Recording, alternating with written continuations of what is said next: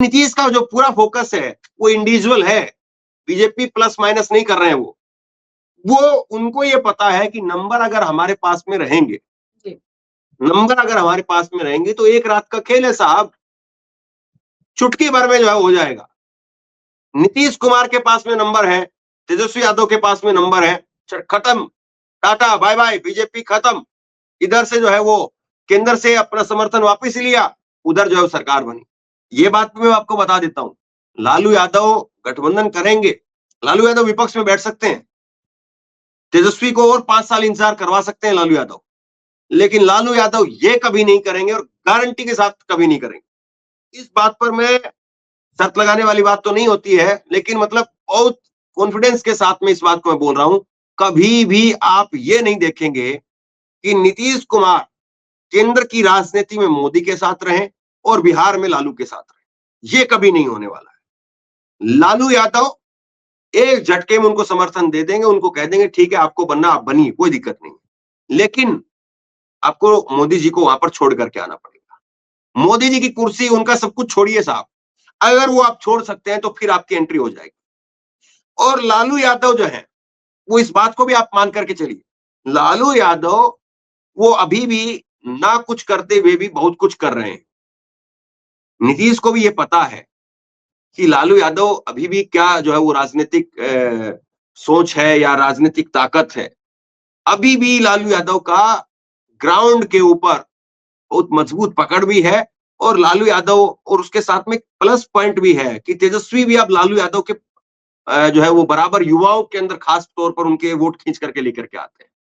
और लालू यादव में ही वो ताकत है, लालू यादव में ही वो तस्वीर है जो पूरी तस्वीर को बदल सकते, जिस तरीके से हिंदुत्व की राजनीति है पूरे देश में, अगर कोई एक नेता है जो जबरदस्त तरीके से इस पर बोलते हुए और उसको नकार सकता है, उसको काट सकता है, वो है लालू यादव। तो छवि बनाई जाती है ना हिंदुत्व के नाम पर और सब चीजों पर, आप देखेंगे केजरीवाल जो उस बाईपास करके निकल जाएंगे। अगर हिंदुत्व की राजनीति की बात आएगी, केजरीवाल बाईपास करके निकलेंगे और तमाम नेता जो है बाईपास करके निकल जाएंगे। ममता बनर्जी को भी एक वक्त में प्रशांत किशोर ने चंडी का पाठ पढ़वा दिया था। आपको याद होगा अभी बीते विधानसभा चुनाव में बंगाल के अंदर ममता बनर्जी ने स्टेज के ऊपर चढ़ करके चंडी का पाठ किया था। दुर्गा का जो अवतार है चंडी, उनका पाठ करने का काम किया। क्यों? क्योंकि वो हिंदुत्व की बात आ गई।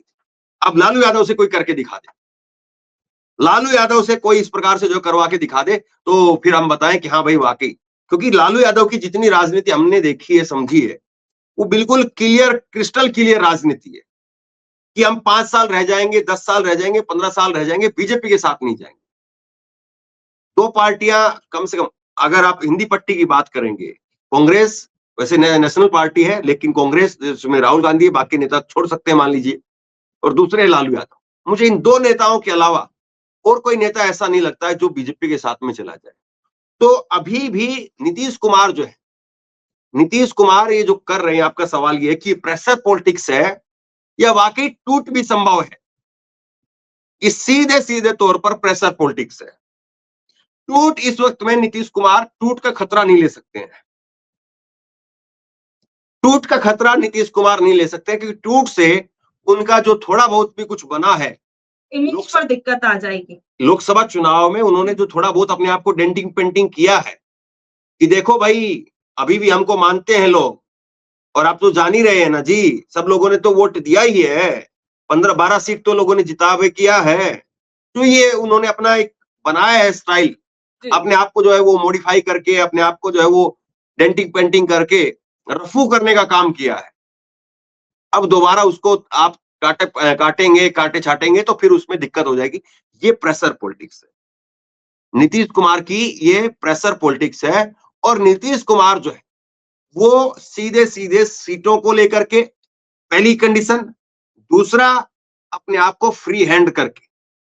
देखिए एक बात मैं आपको और बताता हूं, बीजेपी सीटें नीतीश कुमार को ज्यादा भी दे सकती है, लेकिन फिर बीजेपी पिछले रास्ते से दूसरा काम भी करती है। बीजेपी फिर ये काम भी करती है कि आपकी सीटों पर भी उम्मीदवार हम तय करें। ये नीतीश कुमार, ये जो है वो अमित शाह का अमित शाह का सीधे तौर पर ये रणनीति है। अमित शाह का सीधे यही जो है वो हाव भाव रहा है हमेशा। अमित शाह सीधे हमेशा इसी लाइन पर खेलते रहे हैं कि ऐसे नहीं तो वैसे सही और वैसे नहीं तो ऐसे सही। हमेशा जो है वो अपनी जो है वो गेम अपनी चित और पट अपने पास में रखने की कोशिश करते हैं। लेकिन नीतीश कुमार कल पूरी तरीके से ताकत दिखा करके, कल पूरी तरीके से नीतीश कुमार जो है वो अपने आप को बना करके, और नीतीश कुमार जो है वो पूरी तरह से जो है वो दिल्ली को ये मैसेज देंगे कि नीतीश के बगैर गुजारा नहीं है। नीतीश के साथ में छेड़छाड़ की तो दिल्ली की सरकार भी चली जाएगी और बिहार का भी कुछ नहीं हाथ में आएगा। तो नीतीश कुमार पूरी तरह से कल जब आएंगे, बैठेंगे, अपनी बैठक करेंगे, 24 घंटे के बाद में फिर बताएंगे आपको। लेकिन नीतीश कुमार जो है, नीतीश कुमार कहीं तक भी किसी भी हद तक कॉम्प्रोमाइज करने के मूड में, पीछे हटने के मूड में, अपने आप को नीचे लेकर के आने के मूड में नहीं है। वो एक एक चीज को इस वक्त में पूरी तरह से कैलकुलेट करके चल रहे हैं। उनके मन में आज बहुत बड़ा पछतावा है इंडिया गठबंधन को छोड़ करके। 12 सीटें वो जीत करके आए हैं, 16 सीटें उनको मिली। अगर वो इंडिया गठबंधन के साथ में जाते तो 20 सीटों पर वो लड़ते, 20 सीटों पर नीतीश कुमार जो लड़ते, कम से कम 18 से 20 सीटों पर, 18 से 20 सीटों पर लड़ते और 15 सीट जो है वो नीतीश कुमार निकाल करके लाते। और 15 सीट भी छोड़ दीजिए, फिर उसके बाद पीएम फेस की जो है वो कुर्सी की दौड़ में जो है वो आ जाते। तो नीतीश कुमार के मन में अब जो है वो बहुत बड़ा पछतावा है। नीतीश कुमार जो है वो अपने आप को ठगा हुआ महसूस करते हैं, लेकिन अब उनके पास में कुछ और है नहीं। अब उनके पास में कुछ और है नहीं। वो सीधे सीधे जो है वो इस बात पर आ गए हैं कि अपनी कुर्सी बचा करके फिर गेम बजाया जाए। अपनी कुर्सी बची रहेगी तो फिर गेम बजा देंगे। वो एक कहावत कही जाती है कि ईद पे बचेंगे तो मुहर्रम में नाचेंगे। तो अभी तो देखिए साहब, जो चीजें हैं नीतीश कुमार के अभी हाथ में है, और नीतीश कुमार कैसे तय करते हैं वो सवाल है। जी जी बिल्कुल। अभी जिस तरीके से नीतीश कुमार जो है अपनी एक जगह की जो पॉलिटिक्स है उसे पूरी तरीके से सेफ एंड सिक्योर करने की कोशिश करते हुए नजर आ रहे हैं। लेकिन इस बीच में सवाल ये भी है, अभी हमने संसद की बात कही कि जिस तरीके से संसद के अंदर जो कुछ चल रहा है विपक्षी नेताओं का, कि उनके माइक तक बंद कर दिए जाते हैं।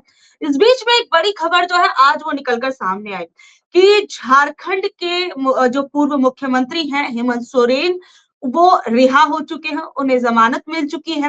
और कहा जाता है कि झारखंड और बिहार की पॉलिटिक्स जो है वो आपस में काफी ज्यादा मिलती-जुलती है।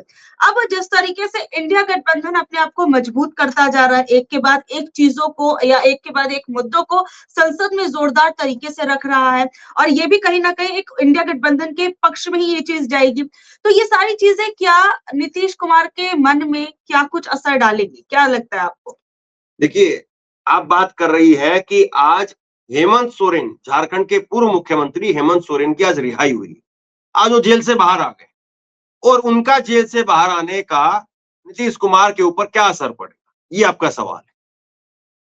सबसे पहले इस सवाल का मैं जवाब दूं, मैं एक बात आपको समझाना चाह रहा हूं। आप सबसे पहले मुझे ये बताइए कि यहां पर झारखंड के पूर्व मुख्यमंत्री हेमंत सोरेन का जेल से बाहर आने का सबसे बड़ा मैसेज क्या है? हेमंत सोरेन का जेल से बाहर आने का सबसे बड़ा मैसेज ये है कि बीजेपी के सामने अगर आप नहीं झुकेंगे तो बीजेपी आपको तोड़ नहीं पाएगी। हेमंत सोरेन का जेल से बाहर आने का एकमात्र सीधा संदेश पूरे देश के लोगों को यही है। और आज उन्होंने प्रेस कॉन्फ्रेंस में इस बात को कहा। प्रेस कॉन्फ्रेंस में उन्होंने कहा कि मुझे जेल के अंदर क्यों डाला गया ये पूरा देश जानता है। वो अपने केस के बारे में, क्योंकि जमानत की जो है वो शर्तें होती हैं कि आप बाहर जाकर के मीडिया में अपने केस के बारे में बात नहीं कर सकते, लेकिन उन्होंने इतना ही केवल इशारा किया। उन्होंने कहा कि हेमंत सोरेन जेल के अंदर क्यों थे पूरा देश इस बात को जानता है। और आप बताइए, जिस ईडी ने हेमंत सोरेन को गिरफ्तार किया, जिस ईडी ने हेमंत सोरेन को गिरफ्तार किया ये कहते हुए कि हेमंत सोरेन जमीन घोटाले के अंदर संलिप्त हैं, और इसको लेकर के उनके पास में इतने बड़े सबूत थे कि वो मुख्यमंत्री को गिरफ्तार करना चाहते, और हेमंत सोरेन को इस्तीफा देना पड़ा। यहां पर हेमंत सोरेन थोड़ा सा चूक गए। अगर वो इस्तीफा नहीं देते तो आज भी वो मुख्यमंत्री रहते, लेकिन हेमंत सोरेन ने इस्तीफा दिया। और हेमंत सोरेन ने इस्तीफा इसलिए दिया कि कहीं पर ऐसा ना हो कि मैं जेल में चला जाऊं और मेरी पार्टी को तोड़ दिया जाए। इसलिए उन्होंने 2 प्लान लेकर के चले। हेमंत सोरेन की आप अगर बात कर रही हैं, हेमंत सोरेन के जरिए नीतीश कुमार के ऊपर क्या असर पड़ेगा, इसको जरा आप समझना चाहते हैं तो पहले हेमंत सोरेन को समझ लीजिए, फिर नीतीश कुमार के ऊपर आते हैं। हेमंत सोरेन ने 2 प्लान पर काम किया। पहला प्लान, उन्होंने चंपई सोरेन को मुख्यमंत्री बनाया। चंपई सोरेन झारखंड के परिवहन मंत्री हैं, उस वक्त में थे, और बिल्कुल साफ सुथरी भोली भाली जो है उनकी छवि है। कोई ज्यादा उटपटांग बयानबाजी नहीं, शांत किस्म के आदमी, ज्यादा मीडिया में कोई चर्चा की जरूरत नहीं। आपको देखा भी होगा कि अब जब चंपई सोरेन और कल्पना सोरेन जहां कहीं पर भी जाते थे इंडिया गठबंधन की रैलियों में, जैसे वो महाराष्ट्र में राहुल गांधी की यात्रा के समापन पर गए, या महाराष्ट्र में एक और बड़ी रैली हुई वहां पर गए, या दिल्ली में आए, दिल्ली में एक इंडिया गठबंधन की तरफ से बड़ी रैली हुई, केजरीवाल की गिरफ्तारी के बाद एक बड़ी रैली हुई, उसमें आए तो कल्पना सोरेन ने ही भाषण दिए, चंपई सोरेन ने नमस्ते नमस्कार और इतने तक अपने आप को सीमित रखा। तो जेल जाने से पहले हेमंत सोरेन ने 2 फैसले लिए, 2 प्लान बनाए। पहला प्लान ये कि पार्टी के अंदर से एक नेता को, सोरेन को ही, आदिवासी को ही, उनको मुख्यमंत्री बनाया। तो पार्टी में सीधा संदेश ये दे दिया कि तुम मेरे साथ रहोगे तो मैं तुम्हारे साथ रहूंगा। पार्टी को टूटने से बचा दिया। यहां पर अगर वो अपनी पत्नी को सीएम बना देते तो पार्टी टूटने की संभावना ये होती कि देखिए भैया, ये तो अपनी पार्टी में लगे पड़े हैं और अपना कुछ नहीं है, और बाद में किसी भी एक नेता को, किसी भी एकनाथ शिंदे को बीजेपी पकड़ करके उसको सीएम बनवा देती और पार्टी टूट जाती। लेकिन उन्होंने चंपई सोरेन को सीएम बना करके वो एकनाथ शिंदे को तलाशने का ऑप्शन 0 कर दिया। पहला प्लान था हेमंत सोरेन का। दूसरा प्लान आइए हेमंत सोरेन का। दूसरा प्लान हेमंत सोरेन का यह था बैकअप के तौर पर कि अगर चंपई सोरेन डगमगाते हैं या चंपई सोरेन का एकनाथ शिंदे बनाया जाता है तो फिर पत्नी जो है वो एकदम से फ्रंट गियर में आकर के, फ्रंट लाइन में आकर के, और फिर जो है वो दावेदारी ठोक देती, अपने नेताओं को एक करती, क्योंकि पार्टी में और कोई नहीं था। शिबू सोरेन की जो स्थिति है वो स्वास्थ्य के हिसाब से अब वो ज्यादा चल फिर नहीं सकते हैं, वो अपना घर तक सीमित है, रिटायर है, और बाकी कोई है नहीं, माताजी उनकी राजनीति में रही नहीं, तो परिवार में कोई था नहीं। तो पत्नी को बैकअप के तौर पर रखा और चंपई सोरेन को जो है वो सीएम बनाया, और खुद जो है वो जेल में पत्थर बन गए। किसी भी हालत में कहीं पर भी 1 इंच भर भी जगह ऐसी नहीं रही कि हेमंत सोरेन को तोड़ दिया जाए। हेमंत सोरेन को 10 नोटिस भेजे गए थे, 10 सम्मन भेजे गए थे, और हर सम्मन के साथ में एक ऑफर जाता था कि बीजेपी के साथ में आ जाइए, समझौता कर लीजिए, सब कुछ ठीक रहेगा, सब कुछ अच्छा रहेगा। ये एक मैसेज जाता था। लेकिन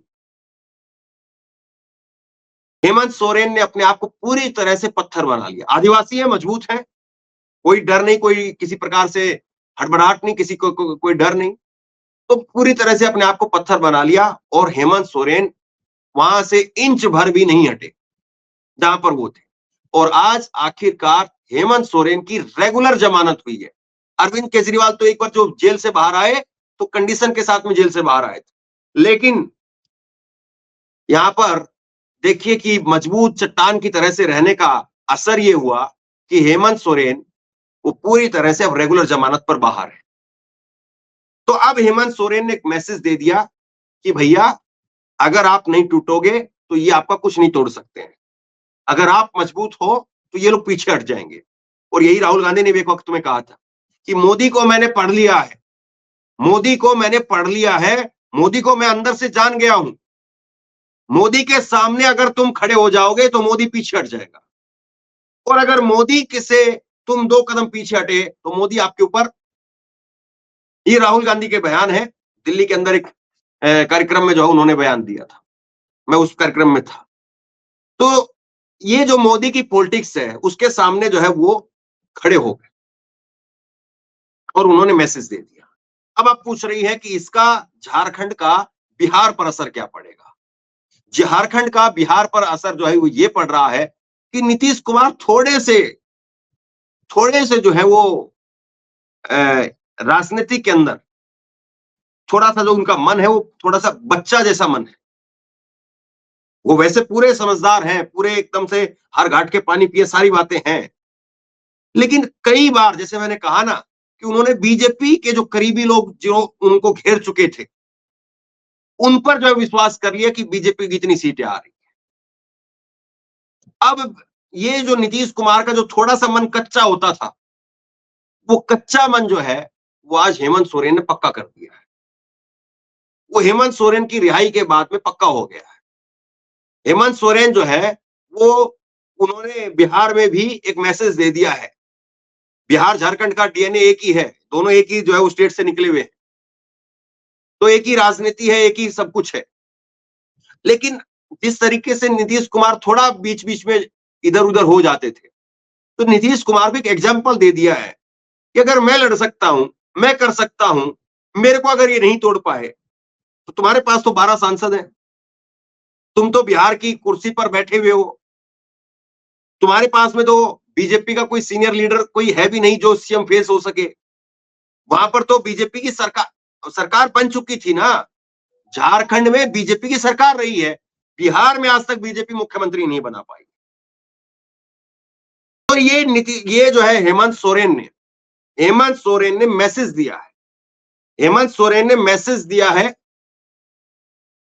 यहां पर नीतीश कुमार को कि आप खड़े रहिए, आप डट जाइए, आप अगर मजबूत हो जाएंगे तो आपको तोड़ नहीं पाएंगे। नीतीश कुमार जो इधर उधर थोड़ा थोड़ा उनका चल रहा था, नीतीश कुमार जो थोड़ा थोड़ा इधर उधर हो रहे थे, आज आने के बाद में और नीतीश के और जो है आप ये कहेंगे कि इनके हेमंत सोरेन के कोई रिश्ते खराब नहीं है, दोनों के रिश्ते ठीक है, दोनों के अच्छे रिश्ते हैं। और रांची जब जेल में शिफ्ट किया जाता था लालू यादव को, तो लालू यादव के साथ में तो खैर गठबंधन ही है, उस वक्त में पूरा देखरेख करना, पूरा सब कुछ करना वो हेमंत सोरेन करते थे। तो बिहार और झारखंड का बहुत ज्यादा कुछ बटा हुआ सा नहीं है, अलग राज्य हो गए, सारी बातें सही हैं, लेकिन अभी भी बहुत कुछ है जो बिहार के लोग झारखंड की तरफ देखते हैं। और उनका आज बाहर आना मतलब नीतीश कुमार को मजबूत करना है। उनके बाहर अगर वो टूट जाते, अगर उनकी पार्टी टूट जाती तो नीतीश कुमार और कमजोर हो जाता। अच्छा, इस बीच में सवाल ये भी मैं पूछना चाहूंगी कि हेमंत सोरेन का जेल से बाहर आना जो है वो नीतीश कुमार के लिए कहीं ना कहीं फायदेमंद हो सकता है, उनके कच्चे मन को वो पक्का कर सकते हैं, आपने ये बात बोली। लेकिन क्या ये सारी चीजें जो है हम देखेंगे क्या भविष्य में जो इंडिया गठबंधन है या फिर कांग्रेस पार्टी नीतीश कुमार को दोबारा से अपनी तरफ से अप्रोच कर सकते हैं, ऐसा कुछ नजर आएगा? देखिए, अगर आप ये सोच रही हैं कि कल जो है नीतीश कुमार आएंगे और उनसे राहुल गांधी मिलने के लिए जाएं या राहुल गांधी कोई मैसेज दे करके उनको अपने पास बुलाएं या किसी सांसद के घर पर मुलाकात हो, मुझे लगता है कि राहुल गांधी ऐसा नहीं करने वाले हैं। कांग्रेस पार्टी नीतीश कुमार को अप्रोच नहीं करने वाली है। कांग्रेस जो है वो देती है लोगों को, कांग्रेस जो है वो खूब, आप जितना मर्जी ले जाना ले जाइए। अपने जो स्टेट के लीडर हैं उनके साथ में भी लड़ाई जो है वो कांग्रेस मोल ले लेती है देने के चक्कर में। लेकिन यहां पर मैं आपको एक बात बताऊं, अब कांग्रेस को अप्रोच करने की स्थिति में नहीं है। अब कांग्रेस को पता लग गया है कि राहुल गांधी की ताकत क्या है, राहुल गांधी आज लोगों में किस हद तक पहुंच चुके हैं, ये कांग्रेस में मैसेज चला गया है। और कांग्रेस जो है वो वहां पर नीतीश कुमार को अप्रोच करे, वो अब संभव नहीं दिखाई दे रहा।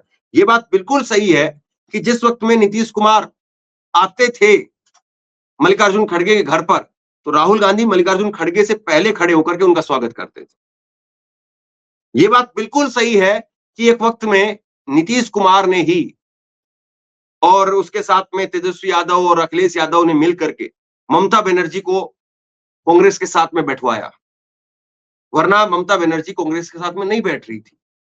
बात बिल्कुल सही है कि नीतीश कुमार और बाकी ये धीरे धीरे उन्होंने जो घूम घूम करके, नीतीश और तेजस्वी ने घूम घूम करके एक तरीके से इंडिया गठबंधन के लिए थोड़ा सा बातचीत करनी शुरू की।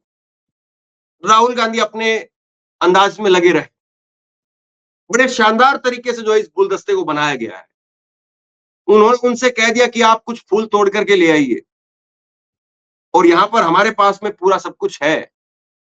और ये तेजस्वी यादव को और नीतीश कुमार को साथ में लगा करके दोनों को फूल तोड़ने के लिए भेज दिया। और फूल का मतलब कमल का फूल नहीं, फूल का मतलब ये कि अलग अलग राज्यों में कुछ कुछ जो नेता है जो थोड़े बहुत उखड़े हुए से उनसे थोड़ा बातचीत करिए। और उन्होंने बात करने का काम किया। अखिलेश को भी जो है वो बात की, क्योंकि अखिलेश यादव के और लालू यादव के परिवार के जो है वो आपस में निजी रिश्ते हैं। आपस में जो है वो रोटी बेटी का रिश्ता है। तो इसलिए एक वहां से भी जो है वो बातचीत करने में आसानी रही। फिर अखिलेश और ममता बनर्जी का जो है काफी अच्छा रिश्ता है, उन दोनों के बीच में बहुत बातचीत है। तो ये नीतीश की वजह से काफी कुछ हुआ। लेकिन नीतीश ने जो पलटी मारी और नीतीश ने जो विश्वास नहीं किया और बीच में जो हाथ छोड़ करके नीतीश चले गए, उससे फिर राहुल गांधी जो है वो खफा है। राहुल गांधी को मैं आप एक बात बता दूं, क्योंकि मैं उनकी राजनीति को पिछले काफी लंबे वक्त से बहुत करीब से देख रहा हूं।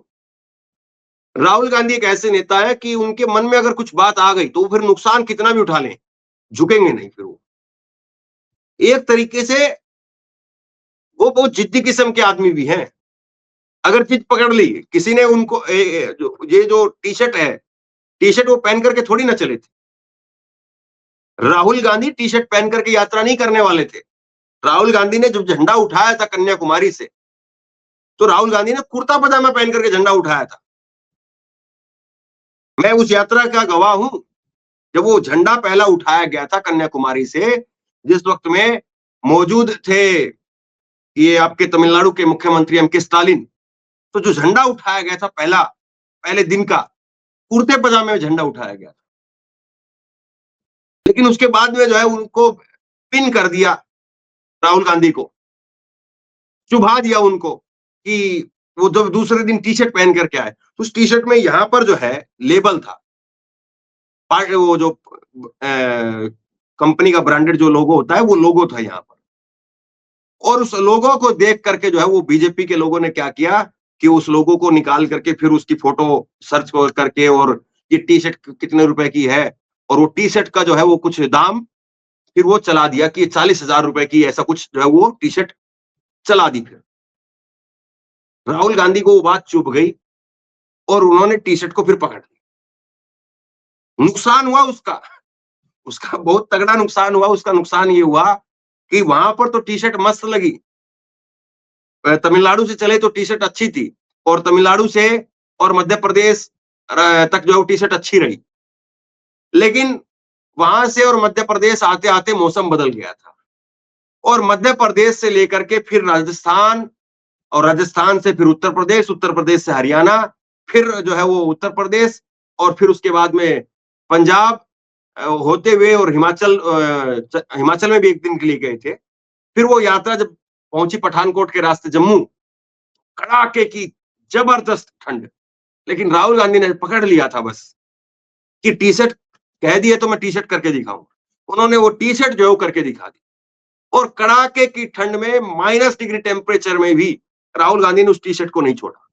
और जिस दिन वहां पर यात्रा की समाप्ति हुई थी तो वहां पर बर्फ गिर रही थी। फिर उन्होंने फिरौन पहन करके, जो वहां का पहनावा है वो पहन करके तब भाषण दिया था, और कुर्सियों पर इतनी इतनी बर्फ जमी हुई थी,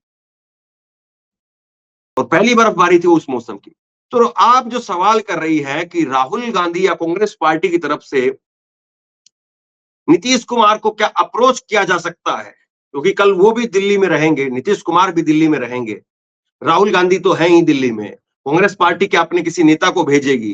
क्या कांग्रेस पार्टी क्या उनसे अप्रोच करने की कोशिश करेगी? क्या किसी तरीके से जो है वो कोई ना कोई खेल करने की कोशिश की जाएगी? मुझे लगता है कि नीतीश कुमार जो है अब इस बारे में भूल जाए। जो मौजूदा परिस्थिति है, नीतीश कुमार को तब भी जो गांधी परिवार एक्सेप्ट कर लेता अगर ये उसके तुरंत बाद आ जाते। नतीजों के बाद में इनका इंतजार किया गया, 4 तारीख को नतीजे आए, 5-6 तारीख तक इंतजार किया गया। यही मेरा सवाल भी है कि आखिर में अभी आप ये बात कह रहे हैं कि अब राहुल गांधी नहीं मानेंगे, लेकिन उससे पहले हमने चुनावों में भी देखा था, जैसे नतीजे आए थे उस वक्त लगातार ऐसे भाषण या फिर ऐसी बातें सामने आ रही थी कि कांग्रेस पार्टी, इंडिया गठबंधन ये चाहता है कि नीतीश कुमार फिर एक बार पलटी मार ले, और इसके लिए हमने देखा था कई नारेबाजियां भी लगी थी कि चाचा अब एक बार फिर पलटी मार लो। तो अब पहले की परिस्थिति और अब की परिस्थिति में क्या अंतर है जो आपको लगता है कि पहले नीतीश कुमार आ जाते लेकिन अब नहीं आ सकते हैं, या फिर उन्हें नहीं बुलाया जा सकता है?